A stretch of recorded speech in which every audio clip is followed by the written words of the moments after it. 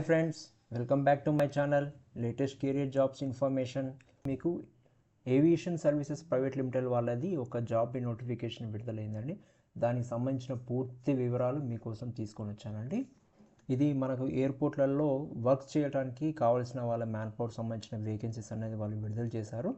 ఈ వీడియోని ఎక్కడ కూడా స్కిప్ చేయకుండా చూడండి. ఇది ఏజీఐ ఏవియేషన్ అనేది ఒక గవర్నమెంట్ రిజిస్టర్డ్ కంపెనీస్ యాక్ట్ కింద రిజిస్టర్ అయింది. మీరు ఈ యొక్క వెబ్సైట్ లింక్ కూడా నేను డిస్క్రిప్షన్ బాక్స్లో ఇస్తాను. మీరు ఈ యొక్క వెబ్సైట్ లింక్ని క్లిక్ చేస్తే మీకు ఈ విధంగా ఇక్కడ అప్లై ఆన్లైన్ అప్లికేషన్ అని ఉంటుంది.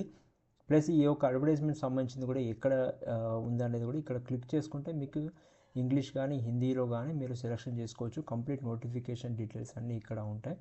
మీరు దీన్ని క్లిక్ చేసుకుంటే మీకు కంప్లీట్గా ఇలా నోటిఫికేషన్ అనేది ఓపెన్ అవుతుంది. దాంతో మీరు ఇక్కడ కంప్లీట్ డీటెయిల్స్ అనేది చూసుకోవచ్చు. అసలు పొజిషన్స్ ఏమున్నాయని చూసుకుంటే మనకి ఇక్కడ 2 టైప్స్ ఆఫ్ కేటగిరీస్ ఉన్నాయండి. ఒకటి ఎయిర్పోర్ట్ గ్రౌండ్ స్టాఫ్ అనేది ఒకటి ఉందండి, అండ్ నెక్స్ట్ వన్ ఇచ్చి లోడర్స్. ఇక్కడ లోడర్స్కి మటుకు ఓన్లీ మేల్ మటుకే అప్లై చేయాలని చెప్తున్నారు. అండ్ ఎయిర్పోర్ట్ గ్రౌండ్ స్టాఫ్ సంబంధించింది మేల్ అండ్ ఫీమేల్ ఇద్దరు కూడా అప్లై చేసుకోవచ్చు. చాలా మినిమం క్వాలిఫికేషన్ అంటే only intermediate pass and above అడుగుతున్నారండి, అంతకుమించి ఎక్కువ లేదు. ఇక్కడ ఇంకా లోడర్స్కి అయితే 10th పాస్ అనేది అడుగుతున్నారు. ఏజ్ వచ్చేసి కూడా 18 to 30 years వాళ్ళు ఎవరైనా అప్లై చేసుకోవచ్చు. అండ్ ఫర్ లోడర్స్కి అయితే 20 to 40 years ఉన్న వాళ్ళు, మధ్యలో ఉన్న వాళ్ళు అప్లై చేసుకోవచ్చు అని చెప్పి. ఎక్స్పెక్టెడ్ శాలరీ కూడా చూసుకుంటే కూడా మీకు 25,000 to 35,000 వరకు అరౌండ్ శాలరీ ఉంటుంది. అండ్ లోడర్స్కి వచ్చి 15,000 to 25,000 అని చెప్తున్నారు. సీట్స్ చూసుకుంటే కూడా ఇది 1017 seats in the airport ground స్టాఫ్లో ఉంది. అండ్ లోడర్స్కి వచ్చి 429 సీట్స్ చెప్తున్నారు. మన హైదరాబాద్లోనే కూడా, మన ఆంధ్రప్రదేశ్, తెలంగాణలో కూడా ఈ యొక్క పొజిషన్స్ అనేది అవైలబిలిటీగా ఉన్నాయి. అది మనం కింద చూద్దామండి. మినిమం ఎలిజిబిలిటీ చూసుకుంటే మటుకు మీరు మినిమం ఇందాక చెప్పినట్టుగా ఎయిర్పోర్ట్ గ్రౌండ్ స్టాఫ్కి వచ్చేసి ఇంటర్మీడియట్ అడుగుతున్నారు. అండ్ ఎయిర్పోర్ట్ లోడర్కి వచ్చేసి మటుకు ఓన్లీ 10th క్లాస్ పైన చదివి ఉంటే సరిపోతుంది అని చెప్తున్నారు. కాకపోతే ఎయిర్పోర్ట్ గ్రౌండ్ స్టాఫ్కి మటుకు వచ్చి మేల్స్ ఫీమేల్స్ అప్లై చేసుకోవచ్చు. ఎయిర్పోర్ట్ లోడర్స్కి వచ్చి ఓన్లీ మేల్ క్యాండిడేట్స్ మటుకే అప్లై చేసుకోవాలని చెప్తున్నారు వాళ్ళు. ఇంకా చూసుకుంటే మీరు ఇక్కడ 10th and ITI students are also eligible for ground staff position and can apply అని చెప్తున్నారు. అండ్ రిలాక్సేషన్, ఏజ్ రిలాక్సేషన్ అయితే ఎటువంటిది లేదు. నేచర్ ఆఫ్ వర్క్ వచ్చేసి ఎయిర్పోర్ట్ గ్రౌండ్ స్టాఫ్కి వచ్చేసి మటుకు at the airport mainly passenger check in చేయడము, airline ticket reservation, boarding and all terminal ఫంక్షన్స్కి సంబంధించినటువంటి పోర్ట్ఫోలియో చెప్తున్నారు.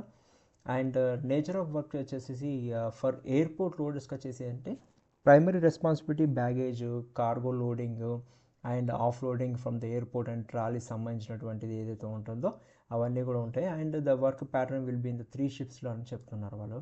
రొటేషన్ బేసిస్లో 3 shifts. కానీ దీనికి అప్లై చేసుకున్న తర్వాత కంపల్సరీగా రిటర్న్ టెస్ట్ అనేది ఉంటుంది.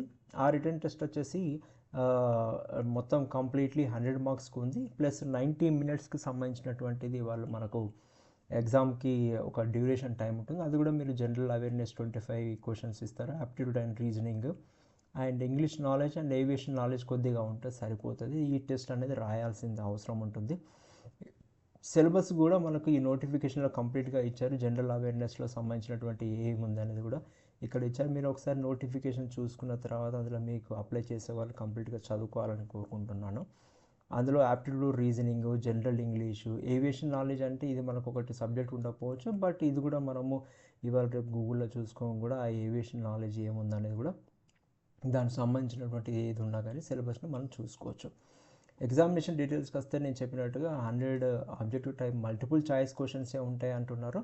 అండ్ ఒక్కొక్క క్వశ్చన్కి 1 మార్క్ అనేది ఉంటుంది. అండ్ అన్అప్డేటెడ్ క్వశ్చన్స్కి మాత్రం ఎటువంటి మార్క్స్ ఇవ్వాలని చెప్తున్నారు.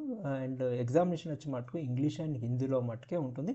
ఇక్కడ ఇంకొక గుడ్ థింగ్ ఏంటంటే ఇక్కడ నెగిటివ్ మార్కింగ్ అనేది ఎక్కడ కూడా లేదు, కాబట్టి ఇది ఒక మనకు బెనిఫిట్ అవుతుందని నేను అనుకుంటున్నాను ఎవరైతే అప్లై చేస్తున్నారో వాళ్ళకందరూ కూడా.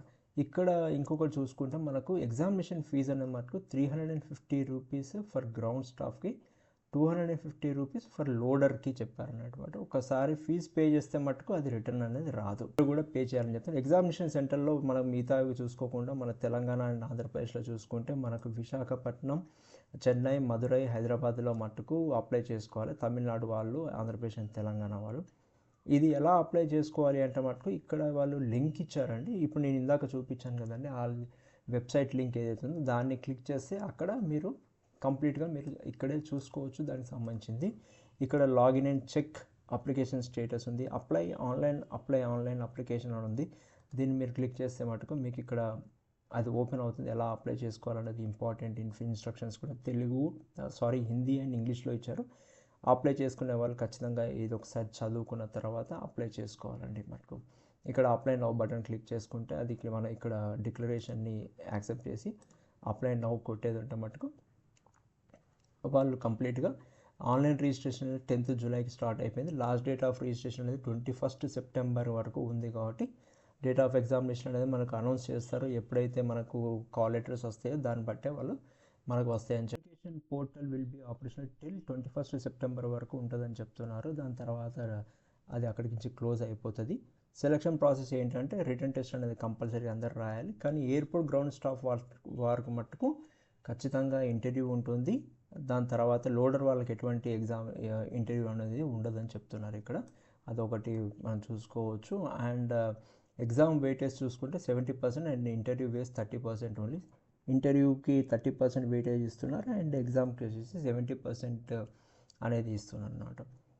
ఈ జనరల్ కండిషన్స్లో మనం చూసుకుంటే మటుకు కంప్లీట్లీ ఎవరైతే అప్లై చేయాలనుకుంటారో ఖచ్చితంగా వాళ్ళు ఈ నోటిఫికేషన్ చాలా జాగ్రత్తగా చదవాలి.